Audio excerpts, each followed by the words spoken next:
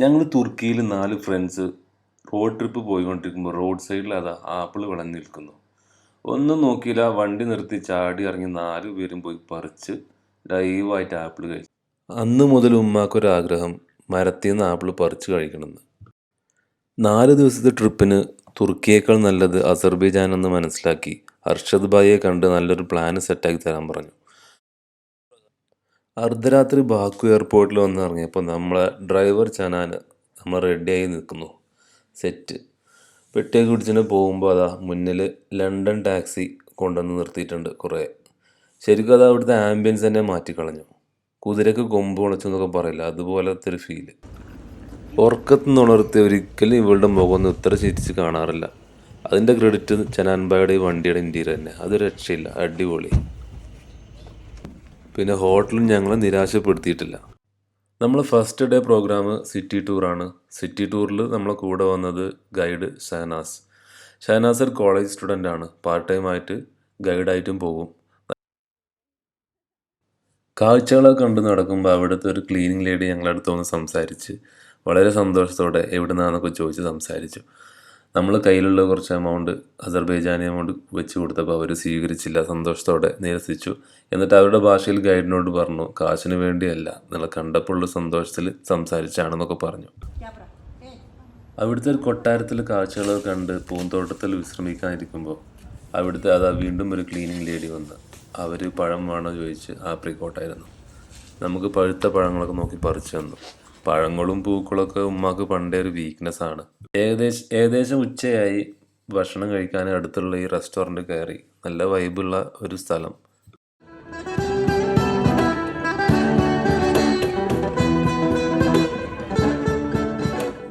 Lunch കഴിഞ്ഞപ്പോഴേക്കും ദേ പോകുന്ന അടുത്ത 2 പേരും ലേഡീസ് ഓൺലി. അത് പിന്നെ അങ്ങനെയാണല്ലോ. ഇതാണ് ബാക്കുവിലെ ആർട്ട് മ്യൂസിയം.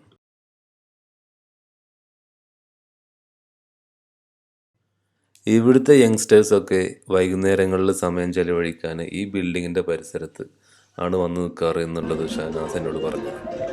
ഈ ഓരോ മ്യൂസിക് ഇൻസ്ട്രുമെൻസിൻ്റെ മുന്നിൽ നമ്മൾ പോയി നിന്നാൽ അവിടെ അതിൽ നിന്നുള്ള മ്യൂസിക് നമുക്ക് സ്പീക്കറിലൂടെ കേൾക്കാൻ പറ്റും. നമുക്ക്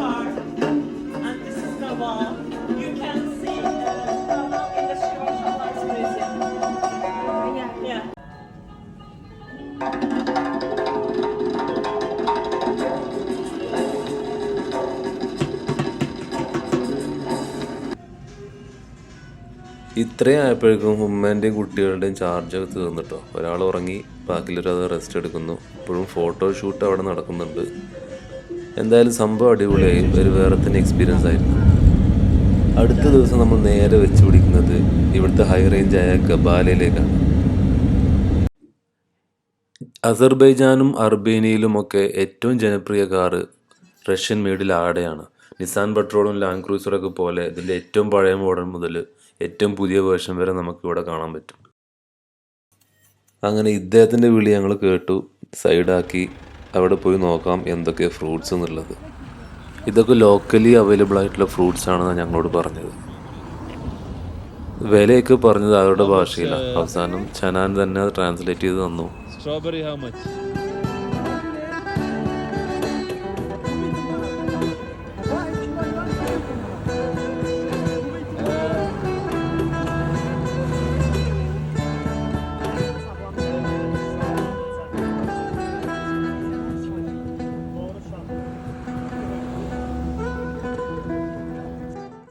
നമ്മുടെ അടുത്ത സ്റ്റോപ്പ് ബാക്കുവിൻ്റെയും ഗബാലിൻ്റെ ഇടയിലുള്ള നുഹൂർ ലേക്കിലായിരുന്നു. ഈ നുഹൂർ ലേക്ക് ഒരു മലയുടെ അടിവാരത്ത് വളരെ മനോഹരമായ ബോട്ടിങ്ങിനൊക്കെ സൗകര്യമുള്ള ലേക്കാണ്. അതിന് പരിസരത്ത് ഒരുപാട് റെസ്റ്റോറൻറ്റ്സ് ഉണ്ട്. ഇതുവഴി പോകുന്ന പലരും ഇവിടെ ഇറങ്ങി ഭക്ഷണം കഴിച്ചിട്ടാണ് പോവാറ്. നല്ല അടിപൊളി ആംബിയൻസ് ഉള്ള സ്ഥലമാണിത്.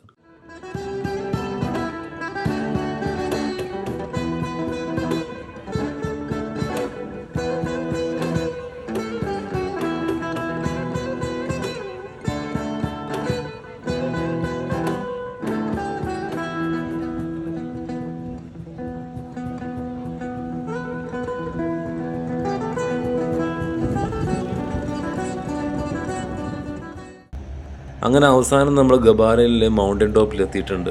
താഴെ നിന്ന് കേബിൾ കാറിൽ വഴി വേണം ഇവിടെ എത്താൻ. നല്ല ഹൈറ്റ് ഉണ്ട്. ആദ്യമൊക്കെ നമ്മൾ കയറി വരുമ്പോൾ പേടിയാവും. അത്യാവശ്യം ആടുന്നൊക്കെ ഉണ്ട് വരുമ്പോൾ.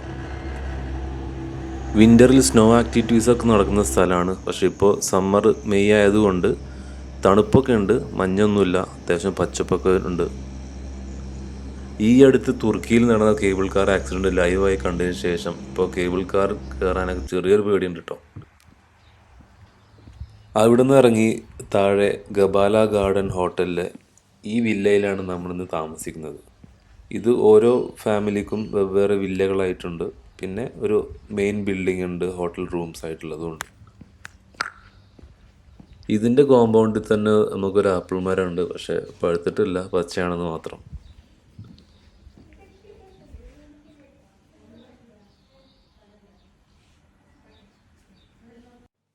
നെക്സ്റ്റ് ഡേ ആണ് നമ്മുടെ ഉമ്മ വെയിറ്റ് ചെയ്തിരുന്ന ദിവസം.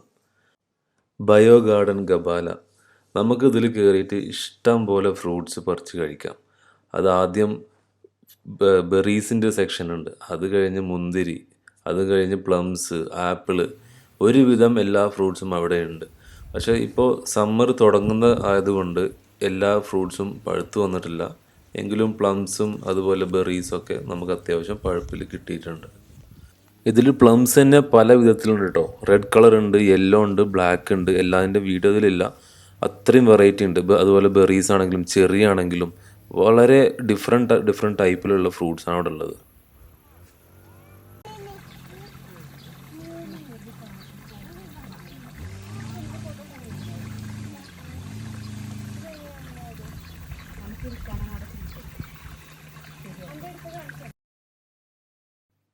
ഇതാണ് നമ്മൾ കാത്തിരുന്ന നിമിഷം. യാ മോനെ, ബിജെം ഇട്.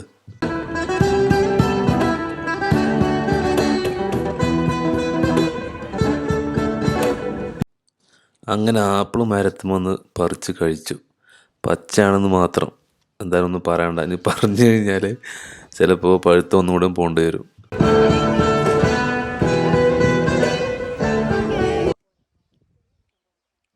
കൊച്ചിനൊന്നും ഒരു മൾബറി പോലും കഴിക്കാനുള്ള സ്പേസ് ഇല്ല വയറിൽ. എന്നാലും അടിച്ച് കയറി വാന്ന് പറഞ്ഞ് അതാ വലിച്ചു കൊണ്ടുപോയി കഴിപ്പിക്കുന്നു.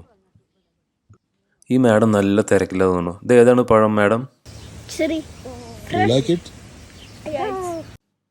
കുട്ടികളെ കൊണ്ടുപോയാൽ എന്തായാലും അവർക്ക് ഇഷ്ടമാകും. കാരണം അവർക്ക് കഴിക്കാൻ പാകത്തിൽ ഹൈറ്റിലാണ് പഴങ്ങളൊക്കെ തൂങ്ങി നിൽക്കുന്നത്.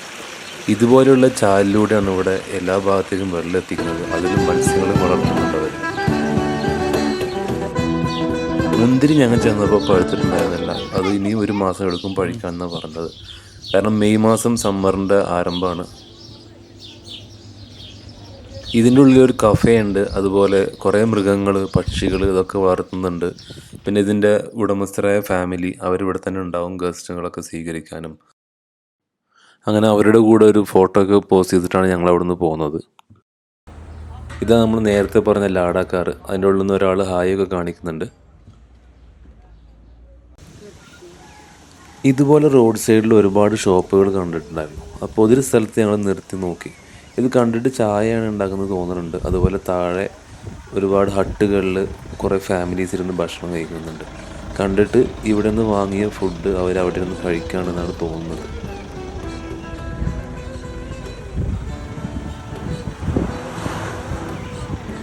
എന്തായാലും ഞങ്ങൾക്കും നല്ല വിശപ്പുണ്ടായിരുന്നു. അപ്പോൾ ഇവിടെയുള്ള സ്പെഷ്യൽ എന്തെങ്കിലും ആയിരിക്കും എന്ന് വിചാരിച്ച് ഞങ്ങൾ അവിടെ നിന്ന് കഴിക്കണം എന്ന് വിചാരിച്ച് നിർത്തി അവരോട് പറഞ്ഞു.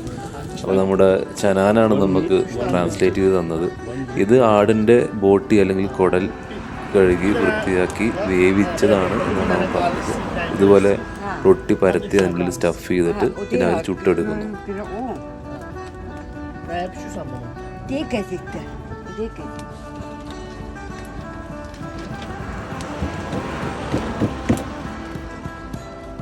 ഇവിടുത്തെ കാര്യമായ പണികളൊക്കെ ചെയ്യുന്നത് ഈ സ്ത്രീ തന്നെയാണ് കേട്ടോ. കൂടെ സഹായത്തിനൊരു ആളുണ്ട്, അത് ഹസ്ബൻഡാണോ എന്ന് അറിയില്ല.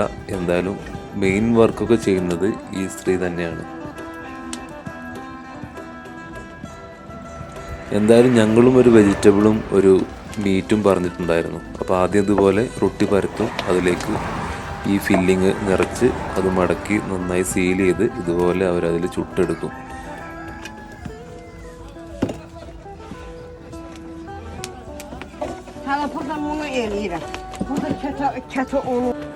ഇദ്ദേഹം അവിടെ നിന്ന് എന്തോ റെഡിയാക്കുന്നുണ്ട്, ചായയാണെന്ന് സംശയം.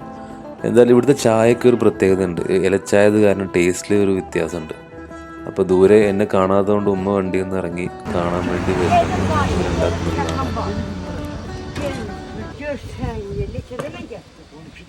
12'de bas burada sen ketap buzu burada sen 12'ni orada getir.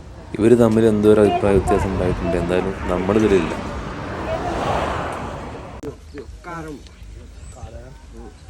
Karım hazır var. Yok. Gözlüysem pişiririm.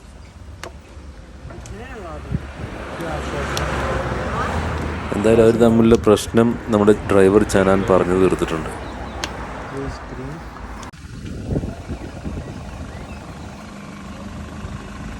ഈ സമയത്തും കുറേ പേര് വണ്ടി നിർത്തി ഇവിടുന്ന് വാങ്ങിച്ചു കൊണ്ടുപോകുന്നുണ്ട് കേട്ടോ.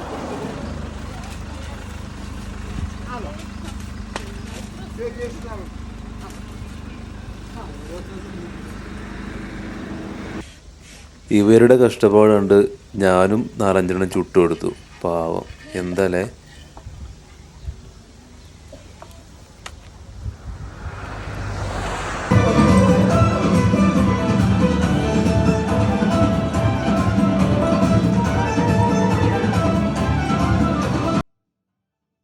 അങ്ങനെ പകലത്തെ ക്ഷീണമൊക്കെ മാറ്റാൻ ഒരു അടിപൊളി ഗാല ഡിന്നർ രാത്രി സെറ്റാക്കി. ട്രഡീഷണൽ അസർബൈജാനി ഡിഷായിരുന്നു ഈ റെസ്റ്റോറൻറ്റിൽ.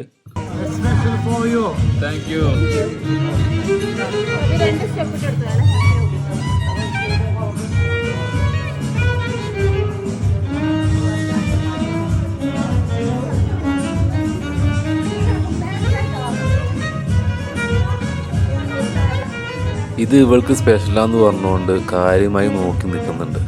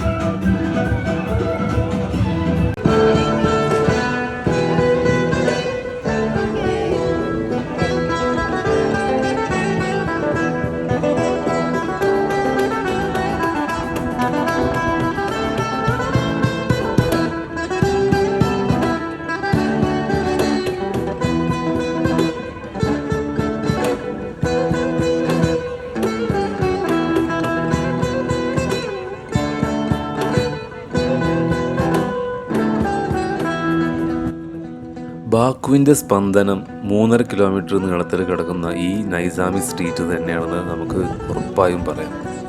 വളരെ വൃത്തിയിലും മനോഹരമായും കൊണ്ടു നടക്കുന്ന ഈ സ്ട്രീറ്റിലൂടെ നിങ്ങൾക്ക് അലസമായി നടക്കുന്ന ആളുകളെ കാണാം, കാഴ്ചകളൊക്കെ ഉണ്ട്. വളരെ ധൃതിയിൽ നടന്നു പോകുന്നവരെ കാണാം, ഇതുപോലെ പെർഫോമൻസുകൾ ചെയ്യുന്നവരെ കാണാം, കച്ചവടക്കാരെ കാണാം. ഈ സ്ട്രീറ്റ് കാണാതെ ഒരിക്കലും ബാക്കു നഗരത്തിലുള്ള നമ്മുടെ സന്ദർശനം പൂർത്തിയാവില്ല. ഇതിനിടയിൽ വേറെ രസകരമായ സംഭവം ഉണ്ടായി. ഞാനും വൈഫോട് നടന്നു പോകുമ്പോൾ ഞങ്ങൾ സിംഗിൾ ഫോട്ടോസ് എടുത്തു കൊടുക്കുകയായിരുന്നു. ഞങ്ങൾ രണ്ടുപേരും ഫോട്ടോ എടുക്കാൻ പറ്റാത്തത് മനസ്സിലാക്കി 2 പെൺകുട്ടികൾ വന്നിട്ട് ഞങ്ങളോട് പറഞ്ഞു ഫോട്ടോ എടുത്തു തരുമെന്ന് ചോദിച്ചു.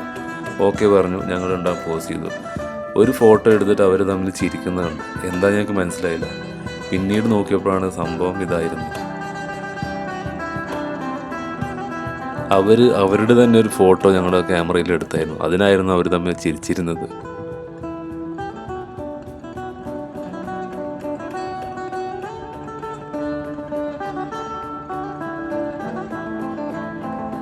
ഓരോ യാത്രയും ഓരോ അനുഭവങ്ങളാണ്. ഇതുപോലെ വ്യത്യസ്തങ്ങളായ യാത്രാനുഭവങ്ങൾ കാണണമെങ്കിൽ ചാനൽ സബ്സ്ക്രൈബ് ചെയ്യണം.